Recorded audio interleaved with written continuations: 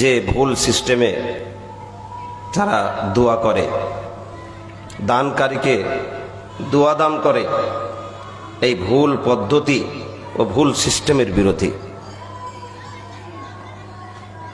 তবে কিছু লোককে একটু কষ্ট হবে, আমার বক্তব্য হজম করতে সবাই হয়তো পারবেন না, এটা স্বাভাবিক কথা। চুরি ডাকাতি সম্পর্কে আলোচনা করলে চোরের আঁতে ঘা লাগা স্বাভাবিক। সুদ সম্পর্কে আলোচনা করলে সুদখোরের আঁতে ঘা লাগবে, এটা স্বাভাবিক। মদ সম্পর্কে বক্তব্য দিলে মদখোরকে ভালো লাগবে না, তাকে ঝাল লাগবে, এটাই স্বাভাবিক। তো আমি ওই লোকদের বিরুদ্ধে কথা বলবো যারা এই দিনটাকে নিয়ে একটা খেলনা দিচ্ছেন, তাদের বিরুদ্ধে কিছু কথা বলবো। সম্পূর্ণ কথা হবে কোরআন এবং সহিহ হাদিস থেকে ইনশাআল্লাহ। দ্বিতীয় কথা, ইবাদতের একটি মূলনীতি। যে কোনো কাজ আমরা নেকির কাজ মনে করে করি, আল্লাহর কাছে তার প্রতিদান পাবো মনে করে করি, আল্লাহর কাছাকাছি হব মনে করে করি। যেমন সালাত আদায় করা, সিয়াম পালন করা, যাকাত প্রদান করা, এই যে কাজগুলো আমরা করে থাকি, দান করা, দোয়া করা, নেকির কাজ। এই নেকির কাজের প্রত্যেকটা নেকির কাজের মূলনীতি আছে। মূলনীতি কি? যতক্ষণ পর্যন্ত আল্লাহ অথবা আল্লাহর রসুলের অনুমতি না হবে ততক্ষণ পর্যন্ত এই কাজটা করা নিষেধ। তার মানে আমরা নেকি মনে করে যে কোনো কাজ করতে যাব, তার আগে আমাদেরকে দেখে নিতে হবে যে আল্লাহর অনুমতি আছে কিনা, নবী আকরাম সাল্লাল্লাহু আলাইহি সাল্লামের অনুমতি আছে কিনা এই কাজ করাতে, আগে দেখে নিতে হবে। যদি অনুমতি থাকে তবে ওটা ইবাদত, তবে ওটা নেকির কাজ। আর যদি অনুমতি না থাকে তবে ওটা গুনহার কাজ, ওটা পাপের কাজ, ওটাকে নেকির কাজ মনে করে আমরা করতে পারি না। এই সম্পর্কে আমি যেটা নোট করেছি, আল্লামা ইবনুল উসাইমিন রাহিমাহুল্লাহ লেকাউল বাবিল মাফতুহ ৬ষ্ঠ খণ্ড ১২৩ পৃষ্ঠা। যে কোনো ওসুলের বই খুলে আমরা দেখতে পারি, সেখানে এই মূল নীতি, সর্বসম্মত মূল নীতি লেখা আছে। তৃতীয় কথা হলো, দোয়া একটি ইবাদত। আর শুধু ইবাদত নয়, অন্যতম ইবাদত, খুবই গুরুত্বপূর্ণ ইবাদত। আল্লাহর নবী জনাবে মুহাম্মদুর রাসূলুল্লাহ সাল্লাল্লাহু আলাইহি সাল্লাম বলছেন, নু'মান ইবনে বাশির রাদিয়াল্লাহু তাআলা আনহু বর্ণনা করেছেন, আবু দাউদের 1479 নম্বর হাদিস। হাদিসটিতে আছে, আদ-দুআ হুয়াল ইবাদাহ, দোয়াই হচ্ছে ইবাদত। তার মানে আল্লাহ নবী সাল্লাল্লাহু আলাইহি সাল্লাম এখানে দোয়াকে শুধু ইবাদত বললেন না, দোয়াই ইবাদত, মানে খুব গুরুত্বের সাথে কথাটাকে বুঝালেন, দোয়াই হলো ইবাদত। তো দোয়া একটা গুরুত্বপূর্ণ যেহেতু ইবাদত, এই ইবাদতের মূলনীতি আছে। দোয়ার আলাদা মূলনীতি আছে। কি মূলনীতি? যেমন শিহাবুদ্দিন আল কাররাফি বর্ণনা করছেন যে দোয়ার মূলনীতি হলো, যতক্ষণ পর্যন্ত তা করার দলিল না পাওয়া যাবে ততক্ষণ পর্যন্ত করা যাবে না, দলিল থাকতে হবে। জি হ্যাঁ, আলহামদুলিল্লাহ, দোয়া করার দলিল আছে, কোরআনেও আছে, হাদিসেও আছে, দোয়া করতে হবে, দোয়া করার দলিল আছে। দ্বিতীয় একটা মূলনীতি দোয়ার, দোয়াকে দুভাগে বিভক্ত করা হয়েছে। একটা হচ্ছে দোয়ায়ে মুতলাক আর একটা দোয়ায়ে মুকাইয়াদ। দোয়ায়ে মুতলাক মানে হচ্ছে সাধারণ দোয়া। নবী আকরাম সাল্লাল্লাহু আলাইহি সাল্লাম বসে আছেন, এক মহিলা নিজের একটা ছেলেকে নিয়ে এলো, আসার পরে বলছে, আল্লাহ নবী এর জন্য দোয়া করে দেন। আল্লাহ নবী তার মাথায় হাত বুলালেন, তার জন্য দোয়া করে দিলেন, কিন্তু হাত তুললেন না। আবু মুসা আশআরী রাদিয়াল্লাহু তাআলা আনহুর ব্যাপারে আছে যে উনি এলেন, সহিহ বুখারীর হাদিস, যে উনি এসে আল্লাহ নবীকে বললেন যে আমার চাচা মারা গিয়েছেন আর উনি আপনাকে দোয়া করতে বলেছেন।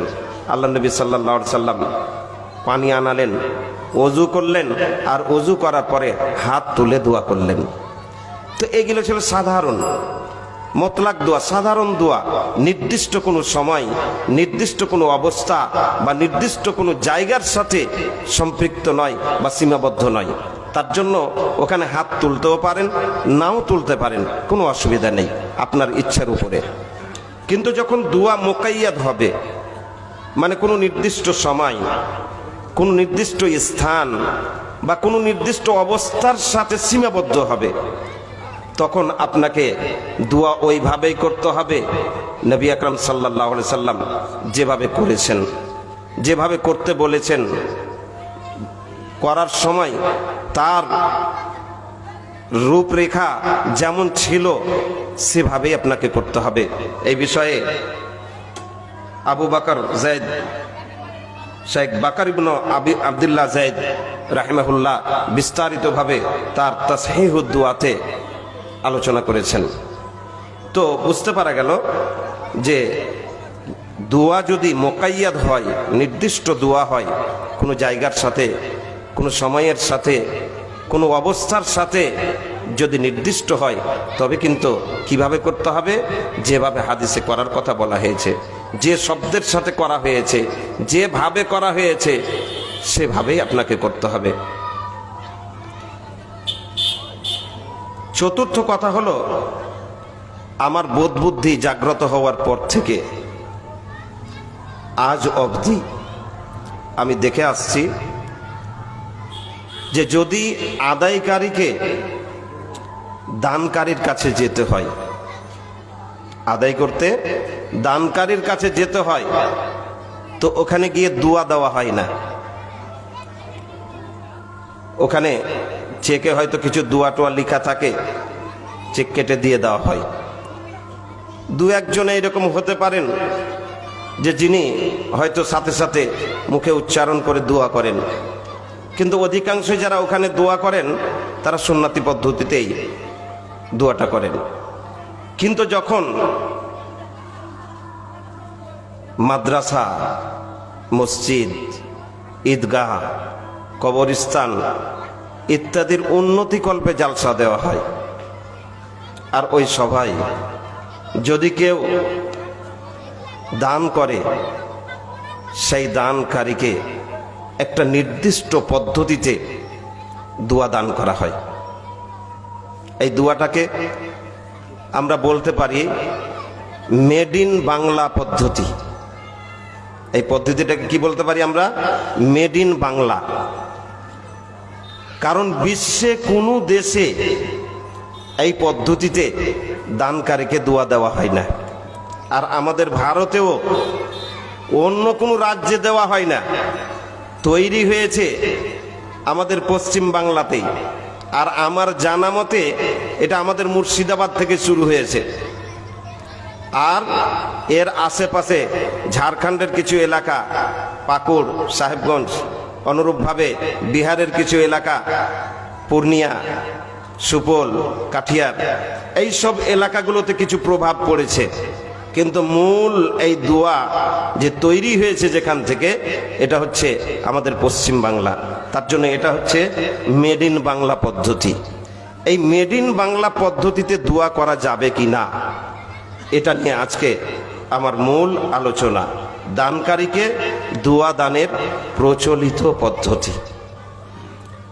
আমরা যদি কোরআন হাদিসের সঠিকভাবে অধ্যয়ন করে দেখি, তবে বুঝতে পারবো এই দোয়াতে বেশ কয়েকটি বেদাত এবং কয়েকটি সীমা লঙ্ঘন আছে। দোয়া করতে গিয়ে কয়েকটা সীমা লঙ্ঘন করা হয়। নবী আকরাম সাল্লাল্লাহু আলাইহি সাল্লাম এই মর্মে ভবিষ্যৎবাণী করেছিলেন যে শেষ যুগে কিছু লোক আসবে যারা দুয়াতে বাড়াবাড়ি করবে। একুনু ফি হাযিহি আইয়াকুনা ফি আখিরিজ জামান ফি হাযিহিল উম্মাহ, এই উম্মতের শেষ যুগে কিছু লোক আসবে। কওমুন শব্দ এসেছে, কিছু লোক আসবে ইয়াতাদুনা ফিদ দুয়া, এরা দুয়াতে বাড়াবাড়ি করবে, দুয়াতে সীমা লঙ্ঘন করবে, দুয়াতে অতিরঞ্জন করবে। আল্লাহ নবী সাল্লাল্লাহু আলাইহি সাল্লাম অনেক আগেই বলেছেন। আবু দাউদ হাদিস নম্বর 96, হাদিস সবাই সহি বলেছেন, কেউ যাই বলেননি। আল্লামা মানাবী রাহমাতুল্লাহ আলাইহি আত-তাইসির বিশরহ জামিউস সাগীর এই বইয়ে এই হাদিসটির ব্যাখ্যা করেছেন যে এখানে নবী আকরাম সাল্লাল্লাহু আলাইহি সাল্লাম কি বলতে চেয়েছেন। তিনি বলেছেন যে লোকেরা, এমন কিছু লোক আসবে যারা দোয়া করাতে সীমা লঙ্ঘন করে যাবে। যাওয়াজুনা হাদ ফিহিল হাদ, মানে হাদ মানে হচ্ছে সীমা, সীমা পার করে যাবে। আর এমন দোয়া করবে যেটা জায়েজ হবে না, যেটা উপযুক্ত হবে না। কেমন ভাবে করবে? তারা তাতে আওয়াজ উঁচু করবে, চিৎকার করে দোয়া করবে, তারা ছন্দবদ্ধ দোয়া করবে, তারা লম্বা করে টেনে বিস্তারিত দোয়া করবে, বানিয়ে বানিয়ে দোয়া করবে। তিনি এইভাবে এই হাদিসের ব্যাখ্যা করেছেন, আর খুব সুন্দর ব্যাখ্যা করেছেন। আজকে ওটাই হচ্ছে, আমি আপনাদের সামনে একটা একটা করে তুলে ধরবো ইনশাআল্লাহ। প্রথম সীমালঙ্ঘন যেটা এই দোয়াতে করা হয় সেটা হচ্ছে ছন্দবদ্ধ বাক্যে দোয়া করা, কবিতার ছলে দোয়া, যেটাকে আমরা বলি গীত গেয়ে দোয়া করা। আমাদের এলাকায় বলে গীত গেয়ে দোয়া, কবিতার ছলে দোয়া করা। নবী আকরাম সাল্লাল্লাহু আলাইহি সাল্লাম এটা করেননি। আমি 5টা কারণ এই দোয়া নাজায়েজ হওয়া, অর্থাৎ দোয়াতে ছন্দবদ্ধ বাক্য ব্যবহার করা নাজায়েজ হওয়া বা এটা সীমালঙ্ঘন হওয়ার 5টি দলিল আমি এখানে বর্ণনা করেছি। 5টি কারণে এটা জায়েজ হবে না। 1 নম্বর, আম্মা আয়েশা রাদিয়াল্লাহু তাআলা আনহা থেকে একটি হাদিস আছে, মুসনাদ আবি আলা, সহিহ ইবনে হিব্বান, আরো বিভিন্ন জায়গাতে হাদিসটি এসেছে। হাদিসটিতে আছে, তিনি বলছেন নিজের ছাত্রকে, ইয়াকা ওয়াসসাজা, তুমি দুয়াতে ছন্দবদ্ধ বাক্য ব্যবহার করা থেকে নিজেকে বাঁচাও। ইয়াকা শব্দটা ব্যবহার করা হয় ওই জিনিসের জন্য, মানে এমন জিনিস থেকে আপনাকে ভয় দেখানো হচ্ছে যেটা থেকে আপনি নিজেকে বাঁচান, আর নিজের থেকে তাকে বাঁচান, মানে তার সাথে যেন আপনার সাক্ষাৎ না হয়। তো সাজা মানে কবিতার ছলে দোয়া করা, এই দোয়ার সাথে যেন আপনার সাক্ষাৎ না ঘটে, এইরকম কথা আম্মা আয়েশা রাদিয়াল্লাহু তাআলা আনহা বলতে চাইছেন। বলছেন লা তাসজা, তুমি ছন্দবদ্ধে দোয়া করিও না। ফা ইন্নান নবী সাল্লাল্লাহু আলাইহি সাল্লাম ওয়া আসহাবাহু লা ইয়াসজাউন, কারণ নবী আকরাম সাল্লাল্লাহু আলাইহি সাল্লাম এবং তার সাহাবীগণ এই ছন্দবদ্ধ বাক্যে কবিতার ছলে দোয়া করতেন না। হয়তো কেউ কেউ বলবেন যে এই হাদিসে তো দোয়া শব্দটা আসেনি।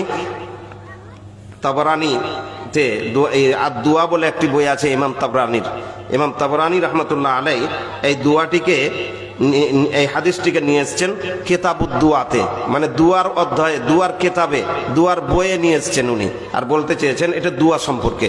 হাদিসটি সহিহ, কেউ যাই বলেননি। দ্বিতীয় হাদিস আম্মা আয়েশা থেকেই আছে, সহিহ ইবনে হিব্বান ইত্যাদিতে সহিহ সূত্রে আছে। আল্লামা আলবানী আরো শোয়েব আরনাউত ইত্যাদি দারানি ইনারা হাদিসটিকে সহিহ বলেছেন। হাদিসটিতে স্পষ্ট আছে ওয়াজতানিবিস সাজা ফিদ দুয়া, দুয়াতে কবিতা করা, ছন্দবদ্ধ বাক্য ব্যবহার করা থেকে ইজতেনাব করো, মানে পরহেজ করো, বেঁচে থাকো। ফা ইন্নী আহাদতুন নবী সাল্লাল্লাহু আলাইহি ওয়াসাল্লাম ওয়া আসহাবাহু, আমি আল্লাহর নবী এবং সাহাবায়ে কেরামের যুগ পেয়েছি, তারা কি করতেন? ইয়াকরাহুনা যালিক, এটাকে অপছন্দ করতেন। আর কারহা একরাহ নবী আকরাম সাল্লাল্লাহু আলাইহি সাল্লাম এবং সাহাবা ইকরামের জন্য যখন ব্যবহার করা হয় তো অধিকাংশ হারামের অর্থে আসে, যেটা জায়েজ নয় এই অর্থে আসে। কোরআনেও আল্লাহ তাআলা একাধিক জায়গাতে এইরকম মাকরুহ ব্যবহার করেছেন হারামের জন্য। কিছুক্ষণের জন্য যদি আমরা মেনেই নিই যে এটা তাদের কাছে মাকরুহ ছিল, হারাম ছিল না, তো মাকরুহ মানে কি? অপছন্দনীয়। আপনি কেমন মুমিন যেটাকে আল্লাহর নবী অপছন্দ করলেন? আল্লাহর নবীর কাছে ঘৃণ্য, যেটা সমস্ত সাহাবায়ে কেরামের কাছে অপছন্দনীয়, এই আমলটা আপনি কেমন করে করতে পারেন? একজন আলেম হয়ে আপনি এই আমলটা কেন করবেন? তো আমরা কিছুক্ষণের জন্য মেনেই নিচ্ছি যে এটা তাদের কাছে মাকরুহ ছিল, হারাম ছিল না, তারা অপছন্দ করতেন। তো যখন অপছন্দ করতেন তো আপনাকেও অপছন্দ করা দরকার, কারণ আপনি একজন আলেম আর নবীর ওয়ারিস। তৃতীয় দলিল হচ্ছে আব্দুল্লাহ ইবনে আব্বাস রাদিয়াল্লাহু তাআলা আনহু থেকে বর্ণিত হয়েছে সহিহ বুখারীতে। আম্মা আয়েশার যে দ্বিতীয় হাদিস, ঠিক ওই রকম ভাবেই তিনি বলছেন, ওয়াজতানিবিস সাজা ফানজুরিস সাজা মিনাদ দুআ ফাজতানিবহু।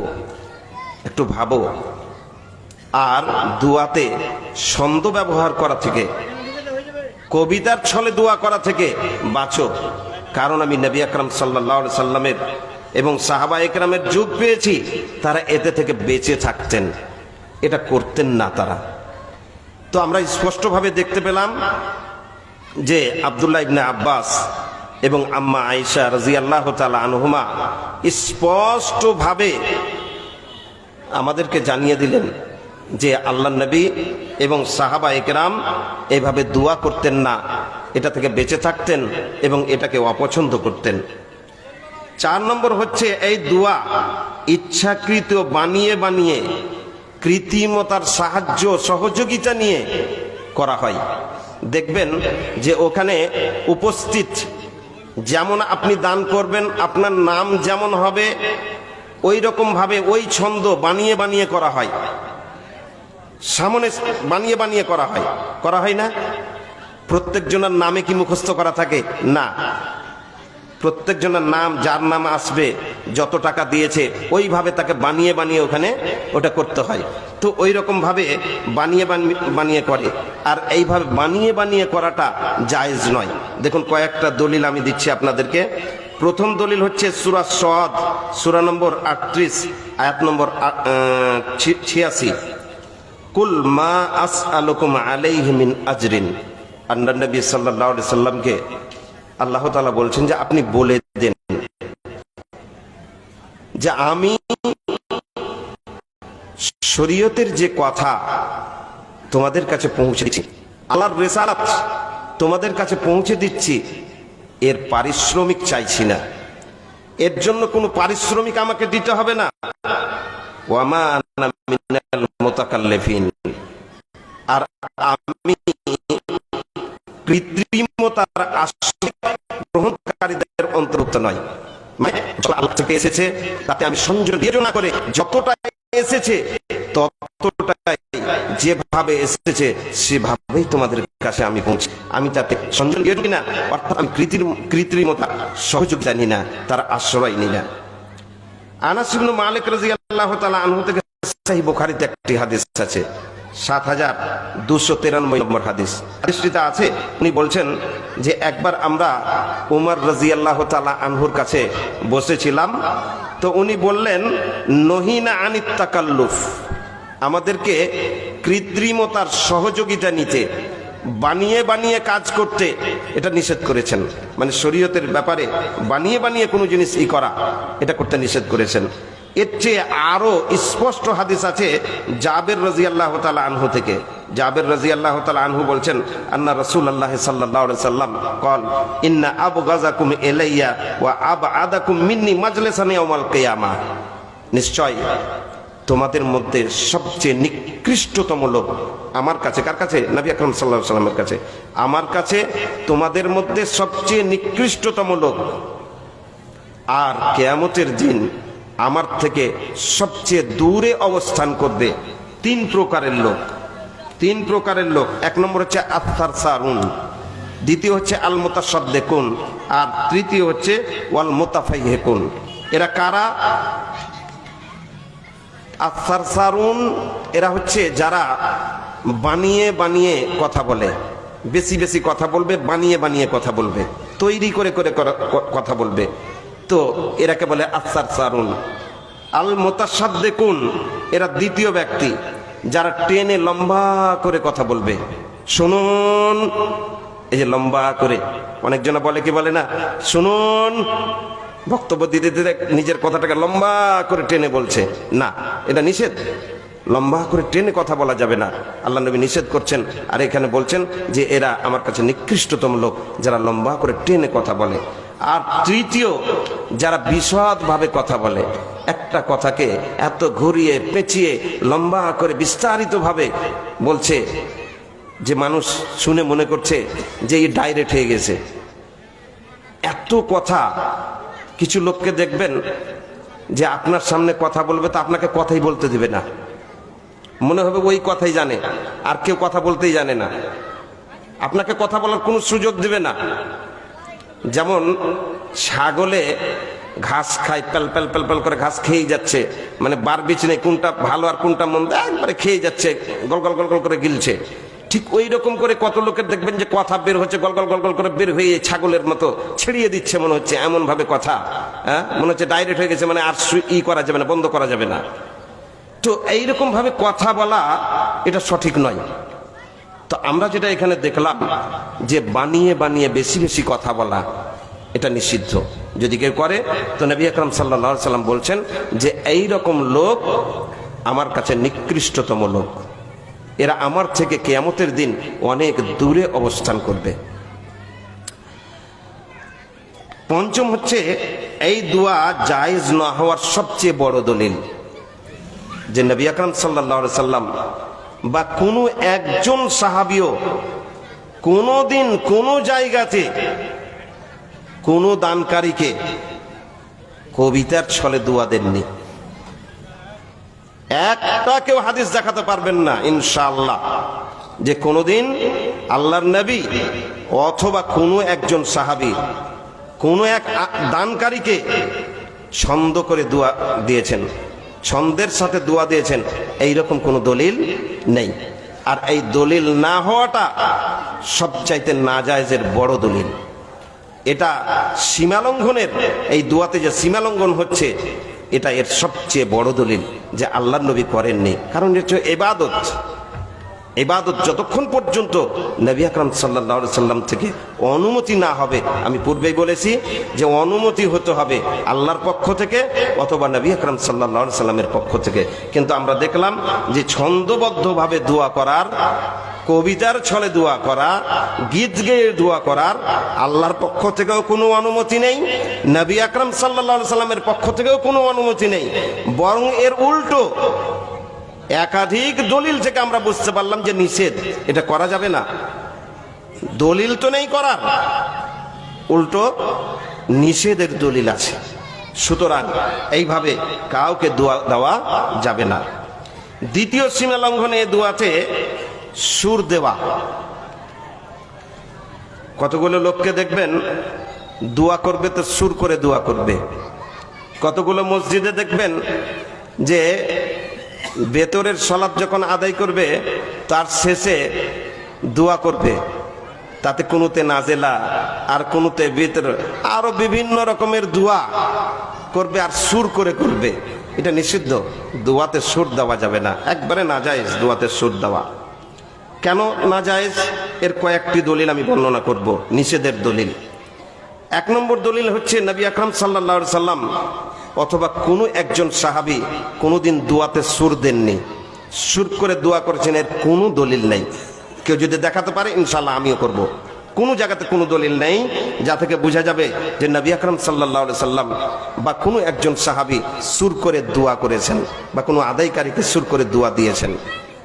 আর যদি নবী আকরাম সাল্লাল্লাহু আলাইহি সাল্লাম করেননি বা করতে বলেননি তো ওটাই কি হবে? ওটা বেদাত। আল্লাহ নবী সাল্লাল্লাহু আলাইহি সাল্লামের প্রিয়তমা স্ত্রী আম্মা আয়েশা রাদিয়াল্লাহু তাআলা আনহা বর্ণনা করছেন সহি মুসলিমের 1718 নম্বর হাদিস, মান আমিলা আমালান লাইসা আলাইহি আমরুনা, যে ব্যক্তি এমন কোন কাজ করলো যার নির্দেশ আমরা দিই নাই, মানে আমাদের দিনের মধ্যে নেই, ওটা আমি করিনি, আমি করতে বলিনি, বা আমার মৌন সম্মতি নেই, এমন কোন কাজ যদি কেউ করে ফাহুয়া রাদ্দুন, তো এটা হবে কি তার দিকে ছুঁড়ে মারা হবে, মারদুদ। এটা করা যাবে না, এটা আল্লাহর কাছে গৃহীত হবে না, বরং যে করবে আমলকারীর দিকে ওটা ছুঁড়ে মেরে মারদুদ এটা হয়ে যাবে, তার দিকে ছুঁড়ে মেরে দেওয়া হবে। তো কি বুঝতে পারলাম যে এটা একটা বেদাত।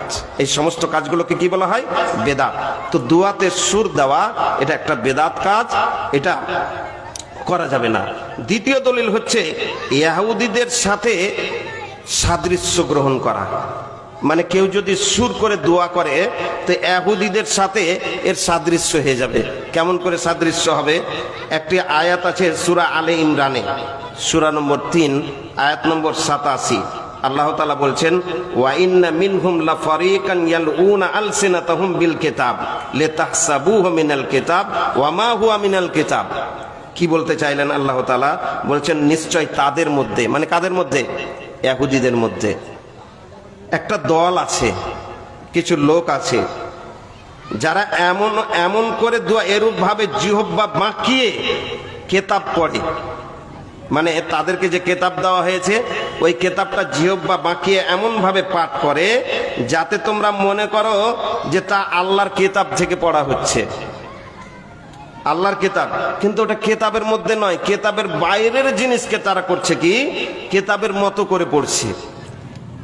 এই আয়াতের ব্যাখ্যা করতে গিয়ে আল্লামা ইবনুল উসাইমিন, যাকে আমরা জানি বেমিসাল ফকিহ, আল্লামা ইবনে বাজ, আলবানী, এদের চেয়ে কোনো দিক দিয়েই কম ছিলেন না। এমনকি বলা হয় যে আন্না মিন যালিকা আন ইয়াতলুল ইনসান গায়রাল কোরআন আলা সিফাতে তেলাওয়াতিল কোরআন, মানে কোন লোক কোরআন ছাড়া অন্য জিনিস পড়বে, কোরআন ছাড়া অন্য জিনিসে সুর দিতে পারে না, কোরআন ছাড়া অন্য জিনিসে সুর দিতে পারে না, কোরআন ছাড়া অন্য জিনিসে সুর দেওয়া যাবে না, কোরআনের মতো করে তাকে পড়া যাবে না, এটা নিষেধ। আবু বাকরা জায়েদ, বাকর বিন আবু জায়েদ রাহমাতুল্লাহ আলাইহি, ইনি আরো স্পষ্ট করেছেন বিষয়টাকে। ইনি তাসহিহুদ দুআর 82 নম্বর পৃষ্ঠাতে বলছেন যে আজান ব্যতীত অন্য কোনো জিনিসে সুর দেওয়া, কোরআন ছাড়া অন্য কোনো জিনিসে সুর দেওয়া এটা যাবে না।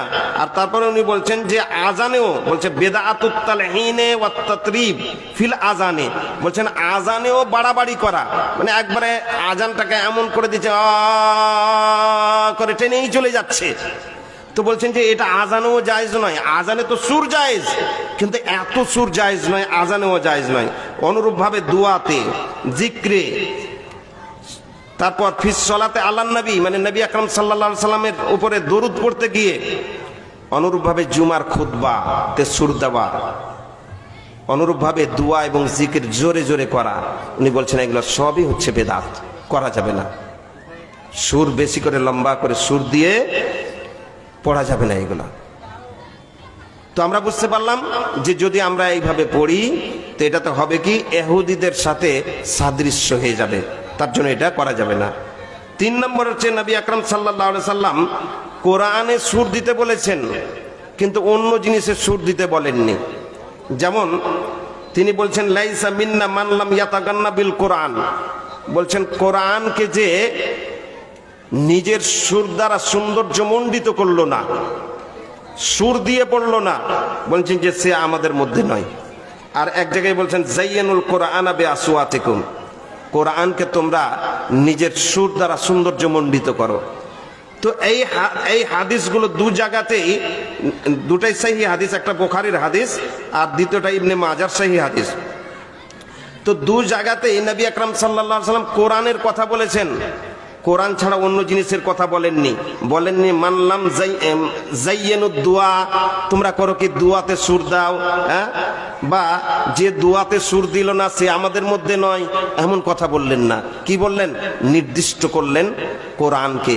কোরআন ব্যতীত অন্য কোনো জিনিসের কথা নবী আকরাম সাল্লাল্লাহু আলাইহি সাল্লাম বললেন না। তার মানে বোঝা গেল সুর কোথায় দিতে হবে? কোরআন পড়াতে সুর দিতে হবে, সুর করে কোরআন পড়তে হবে, আর কোরআন ব্যতীত অন্য জিনিসের সুর দেওয়া যাবে না। দুয়াতে সুর দেওয়া খ্রিস্টানদের পদ্ধতি, খ্রিস্টানদের পদ্ধতি। শাইখুল ইসলাম ইবনে তাইমিয়া রহমতুল্লাহ আলাইহি তার মাজমু ফাতাওয়া 28 খণ্ডের 611 পৃষ্ঠাতে লিখছেন যে ইদখালুল ইলহান ফিস সালাওয়াতি হিয়া মিন তরিকাতিন নাসারা। বলছেন যে দুয়াতে সুর দেওয়া এটা খ্রিস্টানদের পদ্ধতি, দুয়াতে সুর দেওয়া যাবে না। অনুরূপভাবে ঈসা আলাইহিস সালাম তাদেরকে দুয়াতে সুর দিতে বলেননি, বা তার হাওয়ারি, ঈসা আলাইহিস সালামের হাওয়ারি, হাওয়ারি বলা হয় যেমন আল্লাহর নবীর সাহাবী ছিল, ঈসা আলাইহিস সালামের যারা সাহাবী, যারা তার সঙ্গী, তাদেরকে হাওয়ারি বলা হতো। তো আল্লাহর নবী ঈসা ইনিও সুর দিতে বলেননি, আর হাওয়ারিরাও বলেননি। তারপরেও ঈসাইরা করছে কি? দুয়াতে সুর দিচ্ছে। তো বলছেন যে যেমন এরাকে বলা হয়নি তাও সুর দিচ্ছে, ঠিক মুসলিমেরাও করছে কি? নবীও বলেননি আর কোন সাহাবীও বলেননি, বা ওনারাও সুর দেননি দুয়াতে, তারপরে এরা দুয়াতে সুর দিচ্ছে। তো একরকম হলো কি হলো না? যারা দুয়াতে সুর দিচ্ছে তারা খ্রিস্টানদের সাথে সম্পর্ক হয়ে গেল, ওদের মতোই হয়ে গেল। তো তার জন্য শাইখুল ইসলাম ইবনে তাইমিয়া রহমতুল্লাহ আলাইহি বলছেন যে এটা সঠিক নয়, এটা সাদৃশ্য অবলম্বন করা হচ্ছে। তারপর বলছেন যে যদি তাদেরকে জিজ্ঞাসা করা হয়, মানে যারা দুয়াতে সুর দেন তাদেরকে যদি জিজ্ঞাসা করা হয়, ভাই টয়লেটে যখন আমরা যাব তখন দোয়া করব, তখন সুর দিব কি দিব না? উত্তর কি আসবে? কি বলবেন ওনারা? না, সুর দেওয়া যাবে না। মসজিদে যখন প্রবেশ করব তখন সুর দেওয়া যাবে কি যাবে না? আল্লাহুম্মা ফুতাহালি আবওয়াবার, পড়া যাবে? জি ভাই, পড়া যাবে না। সবাই বলবে যে পড়া যাবে না, এভাবে সুর দেওয়া যাবে না। যখন আপনি করবেন, আল্লাহু আকবার বলবেন, তো ওইভাবে যেভাবে ওরা সুর দেয় ওইভাবে দিবেন, হালকা করে আল্লাহু আকবার, ওইভাবে সুর দিবেন না। কেউ দেয় না, আর দেওয়া যাবে না। তাদেরকে জিজ্ঞেস করেন, তারাও বলবেন। সিজদাতে যখন দোয়া করবেন ওইভাবে সুর দিবেন, বলবেন না এইভাবে সুর দেওয়া যাবে না। হ্যাঁ, যখন রুকু থেকে উঠবেন, রুকুতে যাবেন, ওরা বলবে যে না। ওদেরকে যদি জিজ্ঞেস করা হয় যে কেন দেওয়া যাবে না সুর, তো বলবে যে এটা হাদিসে বর্ণিত হয়নি, আল্লাহ নবী করেননি, বা আল্লাহ নবী করতে বলেননি। তো আমরা তখন কি বলবো? যে যেমন আল্লাহ নবী সাল্লাল্লাহু আলাইহি সাল্লাম এই জায়গাগুলোতে সুর দিয়ে দোয়া করেননি, সুর দিতে বলেননি, তার জন্য করা যাবে না। ঠিক ওই রকমই যখন আদায়কারীকে আপনি দোয়া দিবেন তখনও আল্লাহ নবী সুর দেননি আর সুর দিতে বলেননি, তার জন্য ওটা করা যাবে না। আর 6 নম্বর হচ্ছে দোয়াতে সুর দেওয়া দোয়া কবুল না হওয়ার একটা বড় কারণ। আমি এই বিষয়ে সরল পথে বিস্তারিতভাবে লিখেছি, আর ওখানে স্পষ্ট করেছি যে ওলামায়ে কেরাম দোয়া কবুল না হওয়ার একটা কারণ বলেছেন যে দোয়াতে সুর দেওয়া। তার মানে কি? যারা ছন্দ করে সুর দিয়ে দোয়া করে আর আপনি লাখ লাখ টাকা তাদেরকে দান করেন, তার দোয়া কবুলই হয় না, তার দোয়া আল্লাহর কাছে গৃহীত হয় না। কারণ ওতে কি আছে? সীমা লঙ্ঘন আছে। যে দোয়াতে সীমা লঙ্ঘন হবে সে দোয়া আল্লাহর কাছে গৃহীত হবে না, কবুল হবে না। আর ওই দোয়াতে একাধিক সীমা লঙ্ঘন আছে। আপনি দান করছেন কিন্তু আপনার জন্য দোয়া করা হচ্ছে, আর দোয়াগুলা আল্লাহর কাছে কবুল হচ্ছে না। তৃতীয় সীমা লঙ্ঘন, এ দোয়াতে স্বর উঁচু করা হয়, চিৎকার করে দোয়া করা হয়, মাইক যোগে একবার চিৎকার করে দোয়া করা হয়, করা হয় না? জি, ওইভাবে চিৎকার করে করা হয়। কিন্তু এইভাবে চিৎকার করে দোয়া করা জায়েজ নয়। যখন সাহাবা একরাম নবী আকরাম সাল্লাল্লাহু আলাইহি সাল্লামের সাথে এক সফরে ছিলেন, আবু মুসা আশআরী রাদিয়াল্লাহু তাআলা আনহু বলছেন যে আমরা সফরে ছিলাম, যখন উঁচু জায়গায় উঠতাম তো আমরা লা ইলাহা ইল্লাল্লাহ বলতাম আর আল্লাহু আকবার বলতাম, তো আমাদের স্বরটা উঁচু হয়ে যেত। তো আল্লাহ নবী সাল্লাল্লাহু আলাইহি সাল্লাম কি বললেন? বলছেন ইরবাউ ইয়া আইয়ুহান নাস, হে লোকেরা, ইরবাউ আলা আনফুসিকুম, তোমরা নিজের উপরে সদয় হও। তোমরা তো এমন কোন লোককে ডাকছো না যে বধির, কানের বহিরা। বধির মানে কি? কানের বহিরা, শুনে না বা খুব দূরে আছে এমন লোককে তো ডাকছো না, বরং এমন লোককে তোমরা ডাকছো যে তোমাদের সাথেই আছেন, নিকটেই আছেন, আর উনি শুনেন। সামি, উনি সব কিছু শুনেন। সামি উন করিব, তিনি সামি। সহিহ বুখারী এবং সহিহ মুসলিমের হাদিস। তো কি বুঝতে পারা গেল যে আল্লাহ নবী সাল্লাল্লাহু আলাইহি সাল্লাম দোয়া জোরে করতে নিষেধ করলেন। বেশি চিৎকার করে দোয়া করা যাবে না, এটা সীমা লঙ্ঘন, এইভাবে দোয়া করা যাবে না। দ্বিতীয়, শাইখুল ইসলাম ইবনে তাইমিয়া রাহমাতুল্লাহ আলাইহি বলছেন যে দোয়া ও জিকিরে জোরে আওয়াজ করা, জোরে জোরে জিকির করা, দেখছেন না অধিকাংশ বাংলাদেশে হয়ে থাকে, এদিকে কম হয়। কত রকমের জিকির, লাফালাফি, নাচানাচি, গড়াগড়ি, কত রকম করে জিকির করছে, চিৎকার করে জিকির করছে। তো এই জিকিরগুলা জিকির করতে বলেননি। উনি বলছেন যে শুধু আজানে, আজান ছাড়া, আজান যেভাবে এসছে যে জোরে করে আজান যেমন দেওয়া হয় এটা যেমন যায়, আজানে জোরে করতে বলা হয়েছে। আর আজান ব্যতীত অন্য জিনিসে, অন্য জিকির বা দোয়াতে জোরে করতে বলা হয়নি, ওটা নিষেধ করা হয়েছে। আরো আজান জোরে করতে হবে। অনুরূপভাবে তালবিয়া, একটা জিকির আছে তালবিয়া, মানে হজ করতে যখন লোকেরা যায় তো ওখানে গিয়ে নিয়তটা যখন করবে জোরে জোরে লাব্বাইক লাব্বাইক লা শারিকা লাকা লাব্বাইক, ওটাকে তালবিয়া বলা হয়। তো এই দুটা জায়গাতে শুধু আছে যে জোরে করতে হবে, আজান দিতে হবে জোরে করে যাতে লোকেরা শুনতে পায়, জোরে জোরে দিতে হবে, আর তালবিয়া। তো এই দুটাতে জোরে দুটা জিকির করার কথা আছে। তাছাড়া অন্য জিকিরে সব জায়গাতে আস্তে আস্তে করতে হবে। মধ্যবর্তী সামনে সশব্দে হতে পারে কিন্তু আস্তে আস্তে হবে, মানে চিৎকার করে নয়। তো ইবনে তাইমিয়া রাহমাতুল্লাহ আলাইহি বলছেন, ওনার একটা বই আছে আল ইস্তেকামা, প্রথম খণ্ডের 322 পৃষ্ঠাতে উনি বলছেন যে এটা করা যাবে না, এইভাবে চিৎকার করে দোয়া করা যাবে না। আল্লাহ তাআলা নিজেই বলেছেন দোয়া করার পদ্ধতি, সূরা আরাফ সূরা নম্বর 7 আয়াত নম্বর 55, উদউ রাব্বাকুম তাযাররুআন ওয়া খুফিয়া, তোমরা তোমাদের রবকে ডাকো, তোমরা দোয়া করো। কেমন ভাবে? রবকে ডাকো তাযাররুআন মানে আনয় বিনয়ের সাথে, কাকুতি মিনতি করে। তাযাররু মানে কাকুতি মিনতি করে, ওয়া খুফিয়া এবং গোপন ভাবে, সংগোপনে। ইন্নাহু লা ইউহিব্বুল মুতাদিন, কারণ আল্লাহ তাআলা সীমা লঙ্ঘনকারীকে ভালোবাসেন না। সীমা লঙ্ঘনকারীকে ভালোবাসেন না কেন বললেন? মানে আল্লাহ আস্তে করে করতে বললেন, গোপনে করতে বললেন, আর আপনি যদি গোপনে না করে চিৎকার করে করেন তো ওটা সীমা লঙ্ঘন হবে, আর ওই সীমা লঙ্ঘনটা আল্লাহ তাআলা ভালোবাসেন না।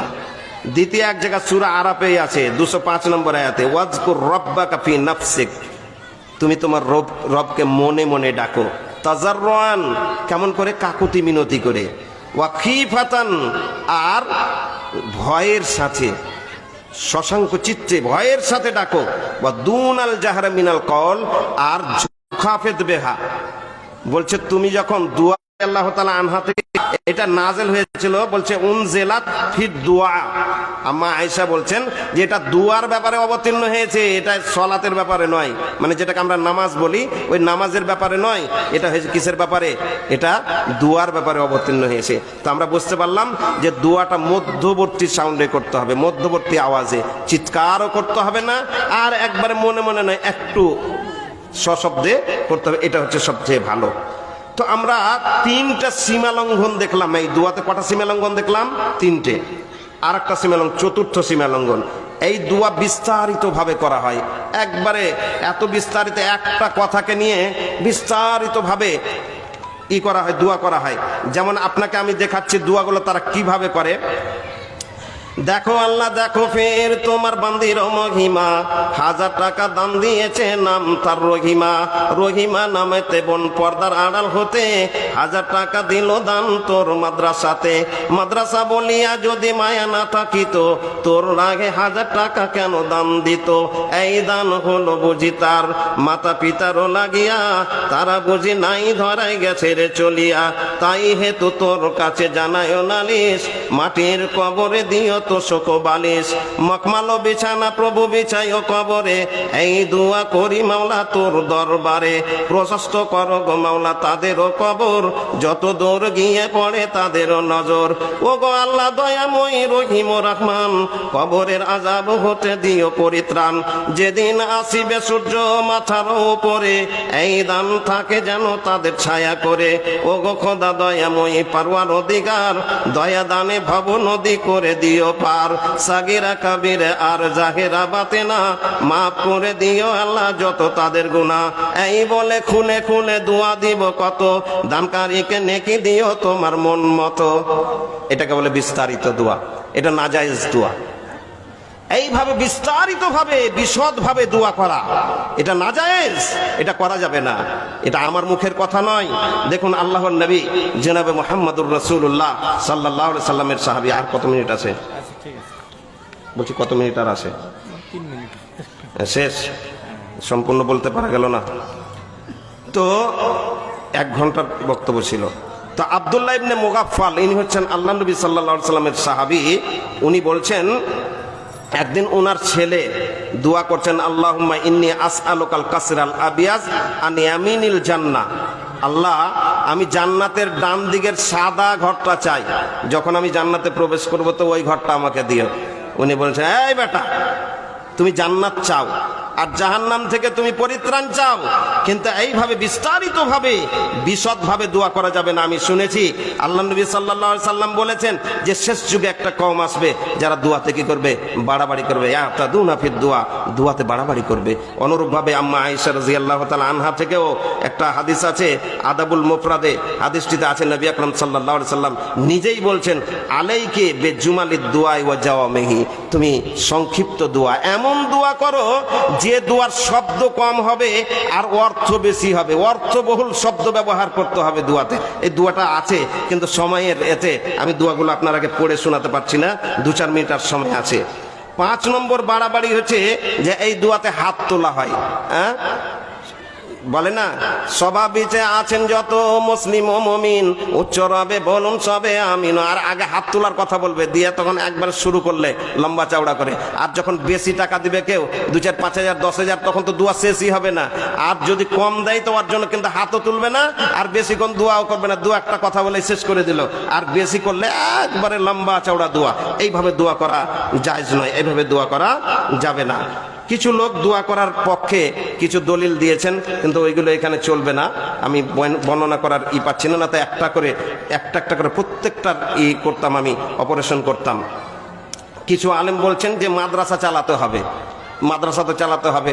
আচ্ছা হাজি ভাই, মাদ্রাসা চালাবার জন্য কেউ যদি বলে যে পরস্পরটি খুলে দিব আর যা লাভ হবে সব দিয়ে দেবো, জায়েজ হবে কি হবে না? মাদ্রাসা চালাবার জন্য করে দেবো, মদের দোকান খুলবো, জুয়ার ফড় করব, আর যা লাভ হবে সব দিয়ে দেবো, জায়েজ হবে জি ভাই? জায়েজ হবে না। ওলামাদের সর্বসম্মতিক্রমে এটা জায়েজ হবে না। যে আপনি একটা নেকির করার জন্য বাহানা করে, আপনি একটা নেকির জন্য একটা বাহানা করে আপনি করছেন কি গুনাহ করছেন, এইভাবে কোনো গুনাহ করা জায়েজ হবে না। কখনো কখনো এই দোয়ায় আবার শিরকও থাকে, কত জায়গায় শিরক থাকে। যেমন বলছে, 10 টাকা দিল দাম নামেতে মকবুল, কবুল করিতে আল্লাহ করিও না ভুল। আল্লাহ ভুল করে? জি, আল্লাহ ভুল করবেন না। সূরা মারিয়াম খুলে দেখুন, আল্লাহ তাআলা বলছেন সূরা মারিয়ামের 64 নম্বর আয়াতে যে তোমার রব ভুলবার নন। নাসিয়া বলছেন যে তোমার রব ভুলবার না, আল্লাহ ভুলেন না। তো বলছে যে ভুল করিও না, আল্লাহ ভুল করে দিবেন? মানুষ আছেন উনি, যে আমাদের যেমন ছুটে যায় কোনো বেলা, আমরা ভুলে যাই অনেক জিনিস, ওইরকম আল্লাহ ভুলে যান না? এটা শিরক। কেউ যদি বলে তো এটা শিরক হবে, এটা করা যাবে না। অনুরূপভাবে একটা দোয়া তারা করে থাকে যে যেদিন আসিবে সূর্য মাথার উপরে, এই দান থাকে যেন তাদের ছায়া করে। সব দান কি ছায়া করবে সেদিন? যে সব দান ছায়া করবে না। আল্লাহ নবী সাল্লাল্লাহু আলাইহি সাল্লাম একটা লম্বা হাদিসে, সেই বুখারী এবং মুসলিমের হাদিসে বলছেন যে ব্যক্তি এমন করে দান করলো এত গোপনীয় ভাবে যে ডান হাতে করলো আর বাম হাত জানতে পারলো না, তো ওখানে বলেছেন যে ওকে কি করবে? ছায়া করে থাকবে। 7 প্রকারের এর মধ্যে 1 প্রকার ওটা। শেষ করে দিচ্ছি, তবে একটা কথা না বললেই নয়। কেউ যদি আপনার সামনে এসে আপনার কাছে টাকা চাইবে, একটা ফকির এলো, আর আপনার বাড়িতে এসে শুরু করলো আসসালামু আলাইকুম ওয়া রাহমাতুল্লাহ, আপনি কত ভালো মানুষ, আপনি সবকে দান করেন, এই করে সুর করে করলো কি একবারে যেমন করে ওরা করে ওইভাবে আপনার সামনে সুর করে আপনার প্রশংসা শুরু করলো, আর আপনার কাছে টাকা চাইতে লাগলো। কেমন লাগবে জি ভাই? কেমন লাগবে আপনাকে? মনে হয় যে এই লোকটা পাগল আছে, আর না হয় আপনার উপহাস করছে, মনে হবে না? তো আল্লাহকে এটা মনে হয় না? আল্লাহর করা হয় না, এইভাবে উপহাস করা হয় না? তো এটা জায়েজ নয়, এইভাবে করা যাবে না। কেমন করে করবেন? একটা হাদিস খালি বলে দিই, খুজমিন আমওয়ালিহিম সাদাকাতান তুতাহিরহুম, যে আয়াতটা আমি পড়েছিলাম সূরা তওবার 103 নম্বর আয়াত, ওই আয়াতের এতে ব্যাখ্যাতে বর্ণনা করা হয়েছে আব্দুল্লাহ ইবনে আবি আওফা রাদিয়াল্লাহু তাআলা আনহু বর্ণনা করছেন, হাদিসটি সহিহ বুখারীতে একাধিক জায়গায় এসেছে, সহিহ মুসলিমে এসেছে। বলছেন যে কানান নবী সাল্লাল্লাহু আলাইহি ওয়াসাল্লাম ইযা আতাহু কওমুন বিসাদাকাতিহিম, যখন কোন সম্প্রদায়ের লোকেরা নিজের সাদকা নিয়ে আল্লাহ নবী সাল্লাল্লাহু আলাইহি সাল্লামের কাছে আসতেন, তো তিনি কি বলতেন? আল্লাহুম্মা সাল্লি আলা আলে ফুলানিন, মানে যে দলের লোকেরা, যে গোত্রের লোকেরা এসছে তাদের উপরে কি করেন? শান্তি বর্ষণ করো, আল্লাহ তুমি তাদের উপরে শান্তি বর্ষণ করো। বলছেন ফা আতাহু আবি বেসাদকাতিহি, একবার আমার আব্বা, আব্দুল্লাহ ইবনে আবি আওফা বলছেন যে একবার আমার আব্বা সাদকা নিয়ে এলেন, নিজের সাদকা নিয়ে এলেন। কলা আল্লাহুম্মা সাল্লি আলা আলে আবি আওফা, বলছে আল্লাহ আবি আওফার পরিবারের উপরে, তার বংশের উপরে করো কি? শান্তি বর্ষণ করো। তো এই সল্লে, এই কথাটা সল্লে আমাদের কারি সাহেব বারেকও বলে দিয়েছিলেন, সল্লে আলাইহিম ও বারেক আলাইহিম দুটা বললেন না তখন। তো ওই বারেক আলাইহিমটা আমি কিন্তু এখন পর্যন্ত খুঁজে পাইনি, হতে পারে কোনো জায়গায়, আমার জ্ঞান সীমিত, আমি একটা ছোট আলেম, তো আমি ওই বারেকটা পাইনি, সল্লেটা পেয়েছি। হতে পারে আমাদের মাদানী সাহেব আসবেন, মুক্তার হোসেন রাহিমি সাহেব ইনারা আছেন, বা আমাদের আরো এক মাদানী সাহেব সভাপতি আছেন, ওনারা হয়তো বলবেন ইনশাআল্লাহ আপনাদেরকে, বারেকটা যদি জায়েজ থাকে। তো আমি সল্লেটাই পেয়েছি। তো দোয়া করার পদ্ধতি হলো, কেউ দোয়া আপনার কাছে টাকা দিবে, আদায় করার সময় দোয়া দেবেন আল্লাহুম্মা সাল্লি আলাইহি বা আল্লাহুম্মা সাল্লি আলাইহিম, যদি বহুবচন থাকে, অনেকেই থাকে। তো এইভাবে দোয়া, এটাই হচ্ছে শরীয়ত পদ্ধতি। আমি শেষে আল্লাহর কাছে দোয়া রাখবো, আল্লাহ গো তুমি আমাদের সকলকেই আল্লাহকে সন্তুষ্ট করার উদ্দেশ্যে আর তোমার নবী মুহাম্মদুর রাসূলুল্লাহ সাল্লাল্লাহু আলাইহি সাল্লামের পদ্ধতিতে প্রত্যেকটা কাজ, মানে প্রত্যেকটা নেকির কাজ, আর হলে প্রত্যেকটা কাজ করে তোমার কাছাকাছি হওয়ার এবং জান্নাতুল ফিরদাউস লাভ করার তৌফিক দান করিও। আমিন। আকুলু কাউলি হাযা আস্তাগফিরুল্লাহ লি ওয়া লাকুম ওয়া লিসাইরিল মুমিনিন ওয়া সাল্লাল্লাহু আলা নাবিয়িনা মুহাম্মদ ওয়া আলা আলিহি ওয়া সাহবিহি আজমাইন। আসসালামু আলাইকুম ওয়া রাহমাতুল্লাহ। ওয়ালাইকুম আসসালাম ওয়া রাহমাতুল্লাহি ওয়া বারাকাতুহু। জাযাকাল্লাহু খাইরান আহসানুল জাযা। আলহামদুলিল্লাহ, এতক্ষণ পর্যন্ত আপনাদের সামনে জ্ঞানগর্ভ বক্তব্য রাখছিলেন ফজলতুল শেখ মাননীয় জনাব নাজমি আলম সানাবির সাহেব। মুক্তার হোসেন রাহিমি সাহেব তিনি আসবেন, তিনি আপনাদের সামনে 8:30 পর্যন্ত বিষয়ের উপরে আলোকপাত করবেন। 8:30 আজান হবে।